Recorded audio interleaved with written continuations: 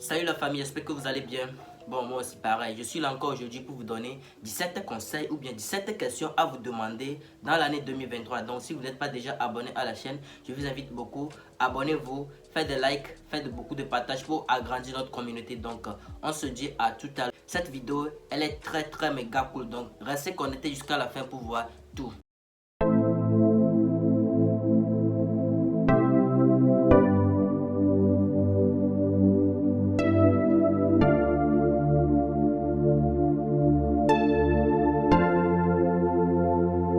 Normalement, avant de rentrer dans une autre année, vous devez vous demander ou bien vous devez vous poser certaines questions ou bien vous devez vous évaluer, voir ce que vous avez fait dans l'autre année et puis voir, bon, soit faire les rapports, voici est-ce que ça a donné quelque chose, ça a donné beaucoup de choses ou bien ça a beaucoup d'avantages ou pas. Donc, c'est cette question-là que moi je vais vous donner dans cette année 2023. Vous devez faire cette question-là, c'est très important pour vous. Premièrement, il faut se demander d'abord, est-ce que j'ai réalisé l'objectif ou bien ce que je m'étais fixé, est-ce que je l'ai réalisé vraiment? Donc après toutes ces évaluations, si vous avez réalisé quelque chose, par exemple, vous avez dit que l'année 2022, vous allez cotiser telle somme ou bien vous allez économiser ou bien vous allez épargner telle somme. À la fin de l'année, vous devez vous demander d'abord, est-ce que j'ai pu réaliser ce que je voulais faire? L'objectif est toujours atteint ou bien quoi? Donc, ce genre de questions-là, vous devez poser ça à chaque fois. À chaque fois, avant d'entrer dans une autre année, vous devez réaliser toutes ces choses-là. Vous demandez d'abord, est-ce que l'argent que je me suis dit que je vais épargner l'année passée, là, est-ce que c'est arrivé à épargner? Ou bien vous vous êtes promis que dans l'année 2022, vous allez payer un moto ou bien payer une voiture. Est-ce que ça s'est réalisé? L'objectif est atteint ou bien pas? Donc, ces genres de questions-là, vous devez poser ça personnellement chez vous. De deux, la question doit savoir que ai-je fait vraiment la preuve de l'harmonie ou bien de coopération? Vous devez savoir ce point-là aussi. Parce que si vous êtes dans une société et que vous n'avez pas les sentiments d'harmonie ou bien de coopération, la société ne peut pas évoluer. Parce que ensemble, avec tous les efforts, c'est ça qui va pousser la société. C'est ça qui va pousser les intérêts de la société à évoluer de plus. Donc, si vous n'avez pas ce genre de choses-là, vous devez vous poser la question. Est-ce que j'ai ce genre de choses-là? Est-ce que j'ai atteint ou bien l'objectif de savoir comment être en coopératif ou bien en coopération là? Est-ce que ça s'est réalisé vraiment? La troisième question est que quoi? Ai-je fait de mon mieux ou bien aurais-je amélioré de plus mes prestations?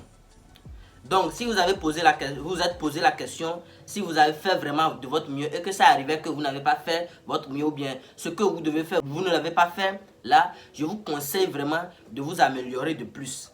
Dites-vous que, comme je ne l'avais pas fait dans l'année passée, là, l'année 2023 serait une année de victoire ou bien une année d'amélioration de plus pour moi.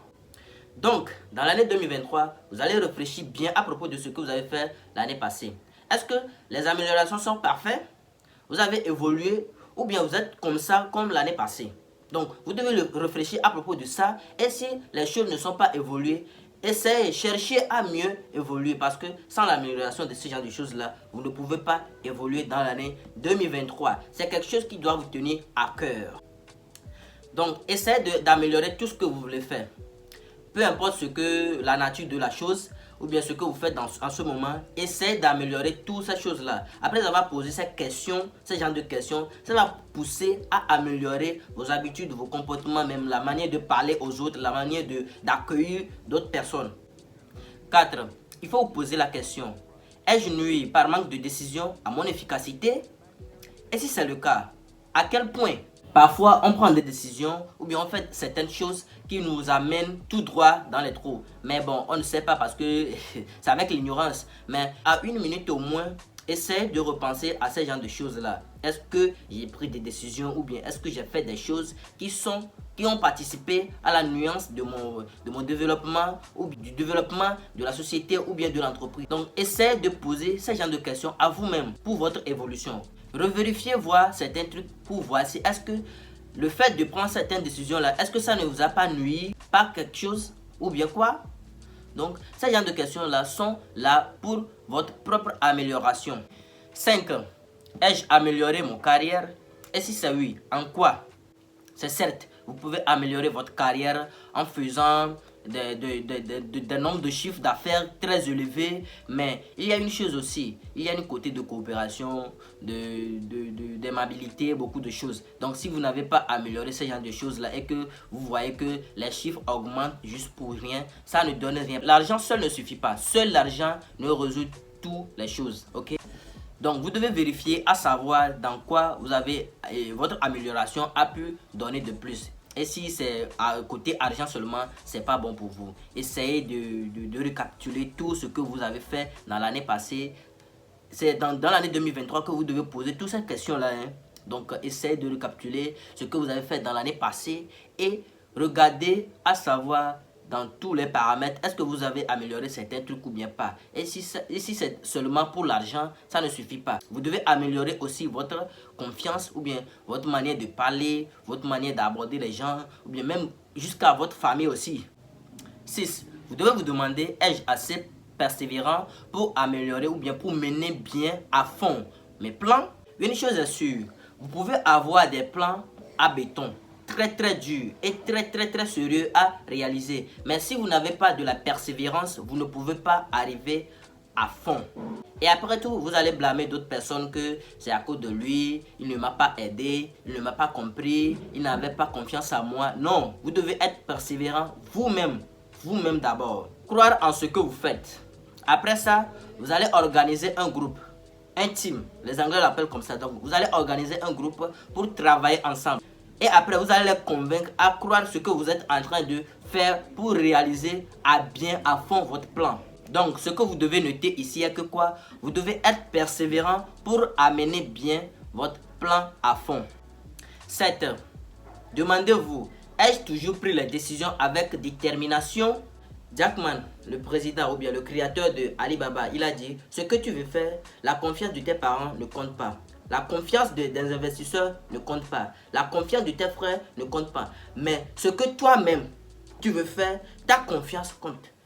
Ton team ou bien ton groupe, celui qui veut travailler avec toi, ta confiance compte. Donc, il faut prendre des décisions avec détermination. Te prouver à toi-même. Tu as besoin de prouver à toi-même. Peu importe la situation, tu as besoin de prouver à toi-même que tu peux arriver. C'est à force de prouver ou bien c'est à force de prendre des décisions avec la détermination que tu peux arriver à réaliser tes plans, tes rêves ou bien ce que tu veux faire. Donc, il faut toujours te demander, est-ce que mes décisions sont accompagnées avec détermination ou pas? Et si ce n'est pas le cas, donc essaye ou bien commencez de prendre des décisions avec la détermination parce que sur le chemin, c'est toi seul.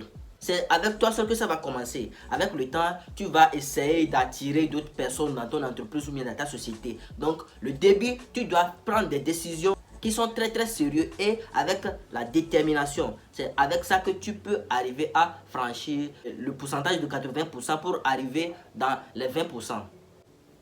8. Vous devez vous poser la question, ai-je laissé la peur pénaliser mon efficacité? Le fait d'avoir peur ou bien quoi que ce soit, c'est très important. Et c'est normal d'avoir peur. C'est normal d'avoir peur. Mais est-ce que ça nuit à ton efficacité?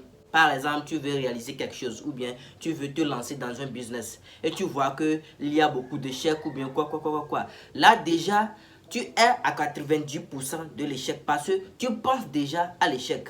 Donc le fait d'avoir peur, est-ce que ça nuit exactement à ton évolution, à ton efficacité ou quoi? Vous devez poser cette question-là. Le fait d'avoir peur ou bien d'être peur là, est-ce que ça nuit vraiment à mon efficacité? Et si c'est le cas, essayez d'en débarrasser avec cette peur-là. Si vous voulez faire quelque chose, ayez confiance en vous-même. Tout d'abord, ayez confiance en vous. Parce que peu importe la situation, peu importe comment ça va donner, il y en aura des hauts et des bas. Mais ayez confiance en vous. Il faut essayer de dompter ou bien de gagner ou bien de terrasser cette peur qui vous anime à chaque fois lorsque vous voulez entreprendre quelque chose. La peur, ça peut arriver à tout moment. C'est comme les émotions. Mais essayez de les contrôler. Donc, ne laissez jamais la peur vous terroriser. 9. Il faut vous demander, ai-je été trop ou insuffisamment prudent? Il y a une chose. Le fait d'avoir ou bien d'être prudent de trop, ça dit que, par exemple, tu as créé ta société et tu as embauché quelqu'un pour qu'il travaille pour toi. Donc, la personne travaille, mais tu n'as pas confiance en lui. Donc, tu vas chercher à être de plus prudent pour qu'il ne fasse pas des erreurs, pour que ça retombe sur toi. Donc, ça t'amène à être plus que prudent. Et avec cette prudence-là, ça peut gâter aussi. Mais il y a une chose aussi. Le fait de ne pas être prudent peut t'amener à être sombre.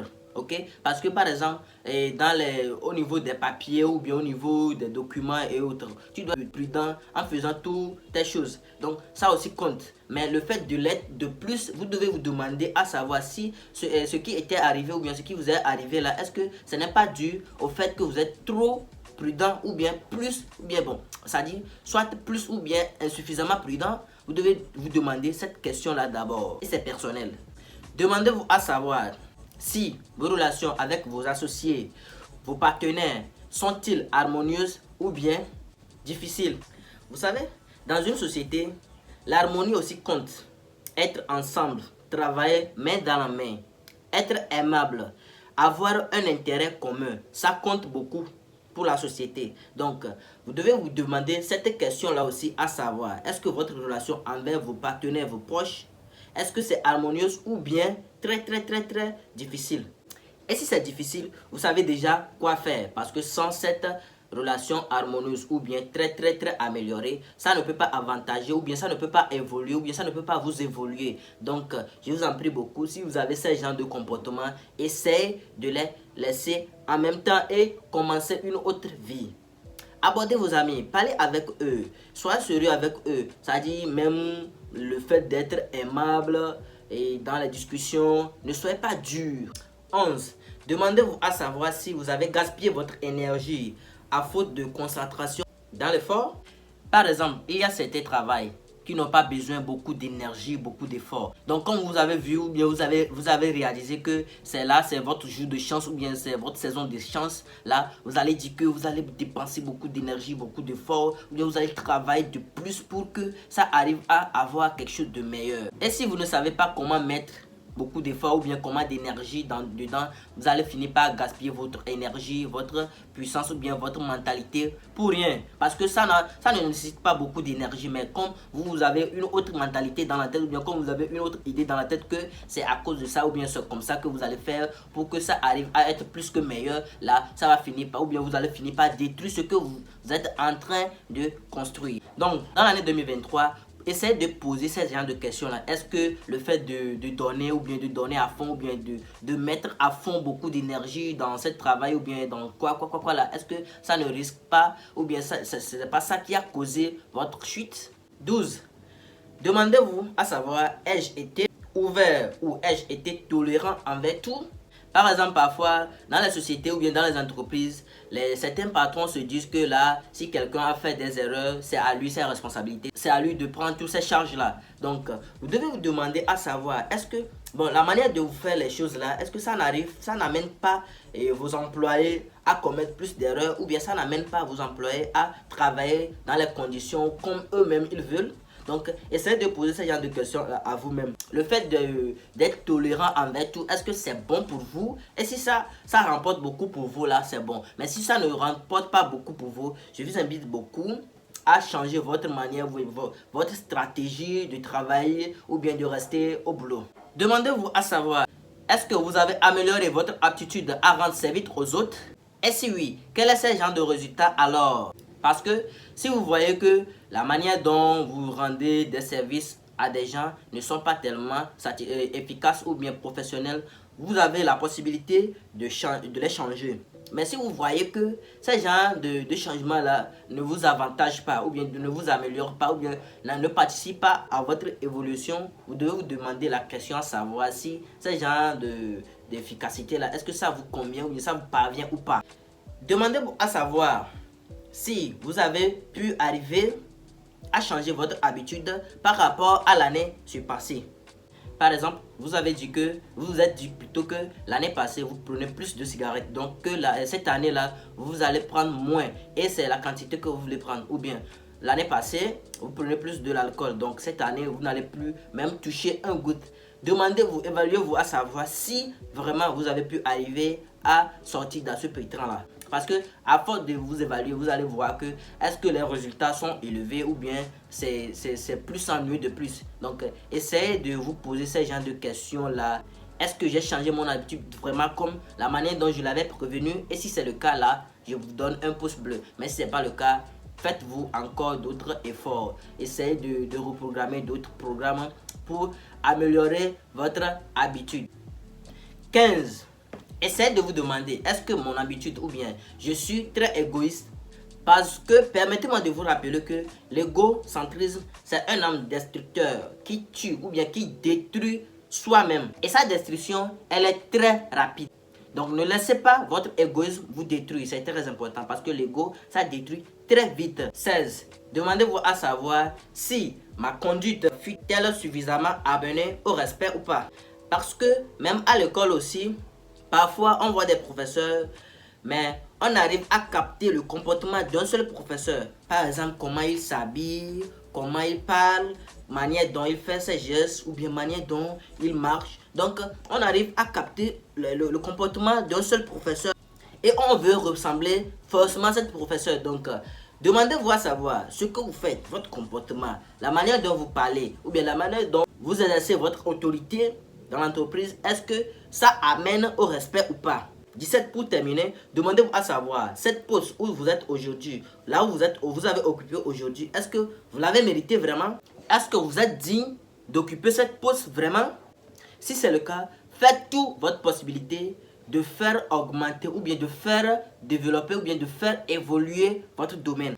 Merci les amis, nous sommes arrivés à la fin de la vidéo. Donc si vous êtes intéressés, laissez-moi un pouce bleu, faites beaucoup de partage et abonnez-vous si ce n'est pas le cas. Merci beaucoup et on se dit à la prochaine vidéo et ça va.